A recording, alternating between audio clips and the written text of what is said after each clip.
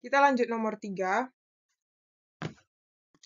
Diketahui T dalam waktu yang ditempuh benda, X adalah posisi benda, dan A adalah percepatan benda.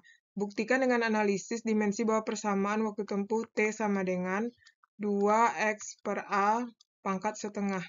Nah, X itu kan katanya posisi, kalau posisi meter kan. Kalau percepatan ms min 2, berarti 2 kali meter per ms min 2 pangkat setengah. Berarti 2 ini konstanta, berarti nggak usah kita buat. Nah, berarti jadinya kita kalikan ke dalam m pangkat setengah per m pangkat setengah dikali ini itu jadinya s min 1, ya kan? Nah, coret, coret. Nah, kemudian kita lanjutkan. T sama dengan, nah ini naik ke atas jadinya S. Nah, S ini adalah sekon. Nah, berarti benar ya, benar. Satuan dari waktu adalah sekon. Ini kan waktu.